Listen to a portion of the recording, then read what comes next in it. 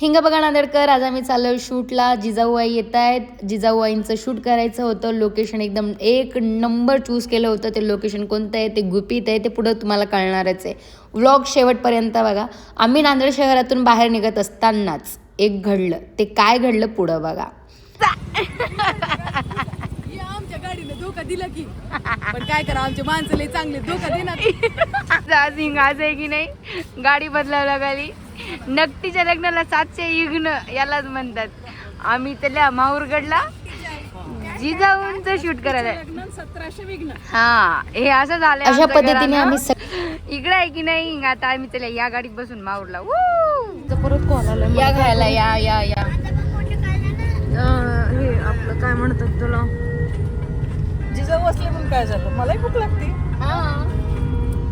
अशा पद्धतीने सुंदर आम्ही नाश्ता करत, पराठे आणले होते मॅडमनी. ते पराठे खात आम्ही निघालो. मयुरी दिदी खाणे का बादशाह, सगळ्यांना खाऊ घालणार, आनंदी राहणार. आणि आता माहूरगडाच्या जवळ गेल्या गेल्या आम्हाला हे ब्रिज पाहायला मिळाल्याचं काम सुंदर चालू होतं. आणि घाटावरती चढून आम्ही जात होतो गडाकडे जात असताना मला पहिल्यांदा जाते, त्यामुळे चाहूल लागली होती कधी एकदा मला गड पाहायला मिळतं. इथून माहूर 2 किलोमीटर होतं, पण माहूर गड 3 किलोमीटर होता.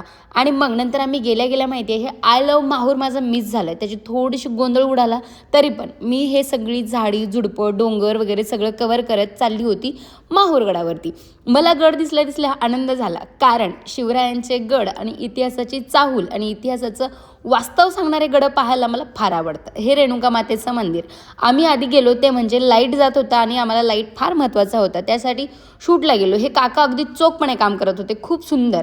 आणि माधुरी दिदी आहे ना, एक नंबर. प्रत्येका ठिकाणी काहीतरी बोलत काहीतरी करत असं छान आम्ही मज्जा दोघी करत निघालो.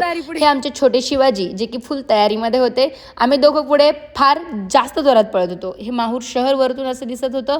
बाजूला 2 तलाव होते. पैनगंगा नदीचा बहुतेक ते काहीतरी साठा असेल किंवा दुसरं काही असेल, मला ते माहिती नव्हतं. अशा पद्धतीने आमचा प्रवास चालू होता. जवळ फार जास्त ओझं होतं, पण आम्ही थकणाऱ्यातले नव्हतो, म्हणून आम्ही असा छान प्रवास करत जात होतो. आणि गडावरती पोहोचल्या हे मंदिर पाहायला मिळालं. ते मंदिर पाहिलं आणि ते मंदिर पाहून झाल्यानंतर गड पाहून घेतला. इथे गेल्यानंतर मला सगळ्यात जास्त पाहायला मिळाली ते म्हणजे रानडुकरं. मी आत्तापर्यंत आयुष्यात कधी बघितली नव्हती, पण ती दिसली. आणि हा किल्ला फार दूरपर्यंत दिसत होता, पण नेमका किती आहे याचा इतिहास मला इतका माहिती नव्हता आणि तो मिळालाही नाही.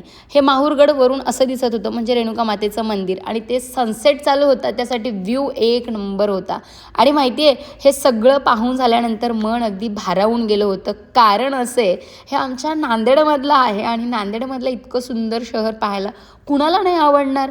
मग 2.5 तासाचा प्रवास करून आपण माहूरगडाला जाऊ शकतो बरं का. जर समजा कुणी नांदेडला असेल किंवा नांदेडला कुणी येत असेल तर त्यांनी आवर्जून जाऊन हे बघा.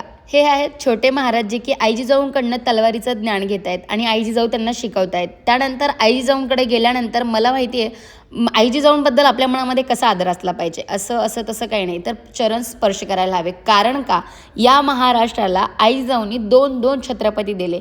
आणि हे आहेत मोठे राजे, जेव्हा मोठे होतात तेव्हाचं. म्हणजे हे ट्रान्झॅक्शन शूट होतं आणि ते एकदम अप्रतिम सुंदर असं झालेलं आहे.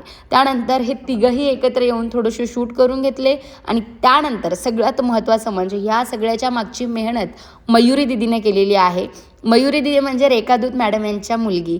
तुम्हाला माहिती आहे, आईला मुलगी भेटावी ती मयुरी दिदींसारखी. कारण माहिती आहे, त्यांच्या प्रत्येका गोष्टीची आणि प्रत्येका बाबतीमध्ये काळजी घेणारी मुलगी म्हणून मयुरी दिदीला म्हणलं तर काहीच वावगं ठरणार नाही.